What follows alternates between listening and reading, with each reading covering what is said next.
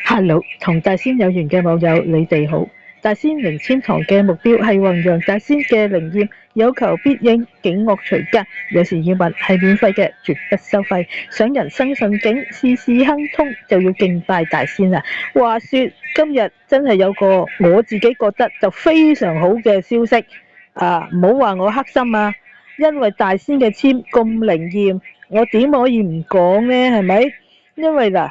講邊單啊？就係話說呢個河馬妖孽嗰兩位啦咁話說已經成2年前啦，係咪5月14號我就問咗黃大仙嘅籤，黃大仙籤係俾咗61下下籤。當時我係問佢呢度追討450萬呢單嘢到底會係點樣發展呢？咁61籤呢係一支下下嘅籤嚟嘅噃，就係呢個12金牌速召會。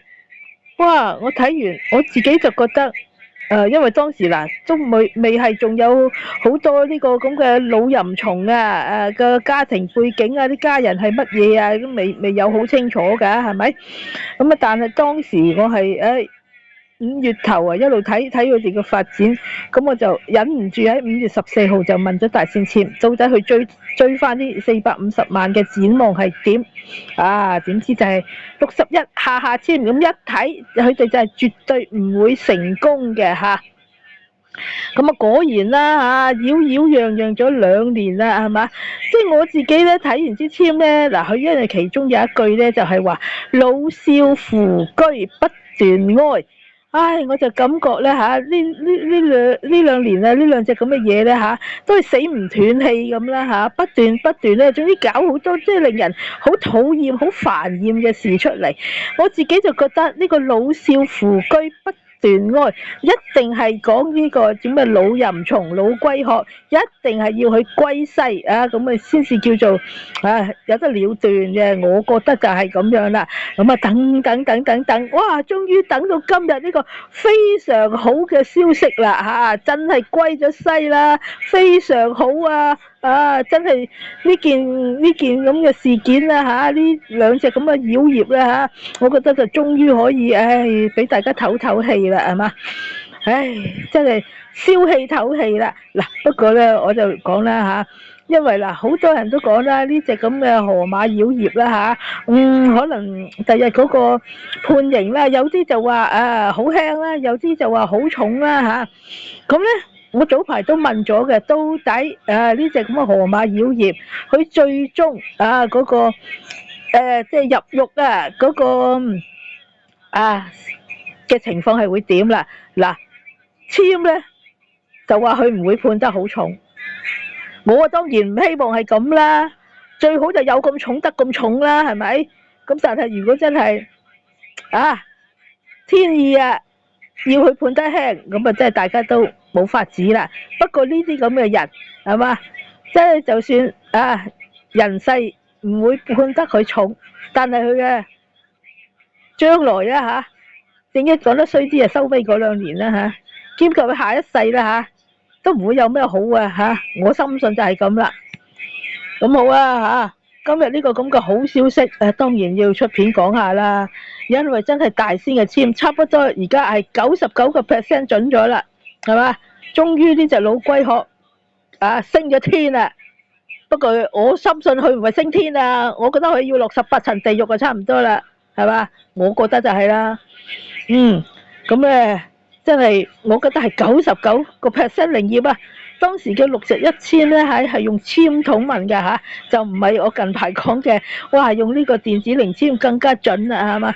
當時係用籤筒抽嘅，個籤筒係有100支籤啦，係嘛？咁我係講完啦，品完啦就喺度抽啦，咁抽到呢支61啦。最緊要就係嗰4句咧，即係完全後尾咧睇翻原來同佢哋嗰個現實情況咧係好吻合噶噃，非常吻合噶。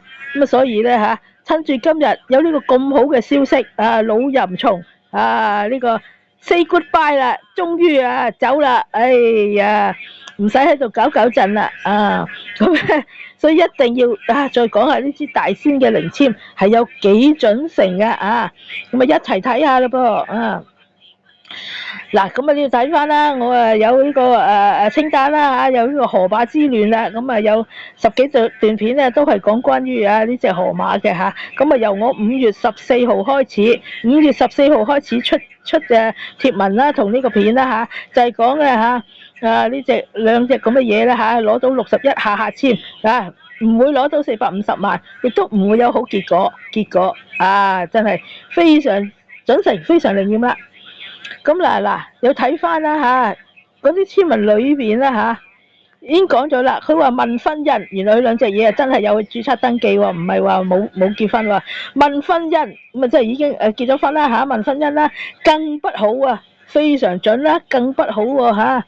謀望事啦即係佢望攞翻450萬，不宜做啊，根本唔適宜去做啊嚇。咁啊非常準啦，非常吻合啦嚇。嗱，講翻啦。嗰12句啦，唔係12句，嗰4句啦嚇，呢個十二金牌趙岳飛啊嚇，嗰個十二金牌趙岳飛呢支籤啦，嗱下籤喎十二金牌速召回，奸雄設計幾時灰？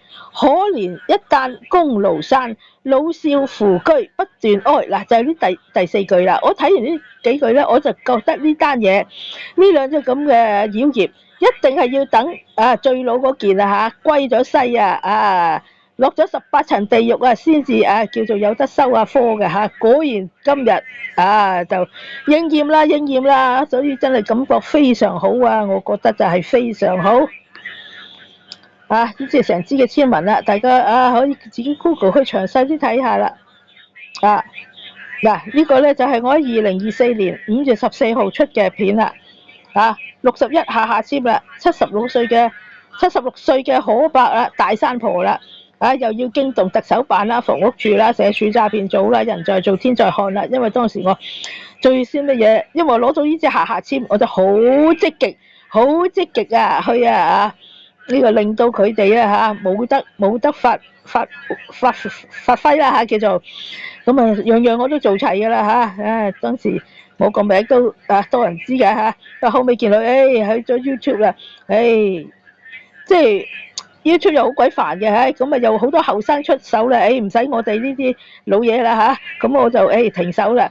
不過我就好留意乜嘢最緊要就係留意嗰句嗰個呢個老少扶居不斷哀幾時出現啦老少扶居不斷哀，有老有嫩咁佢啲仔都50、60歲啦，都算老噶啦，係咪？笑啦，啲孫侄咁笑啦，係咪？扶居因為聽翻咧，佢哋話佢如果拜拜咗咧，佢可能都會幫佢做後事嘅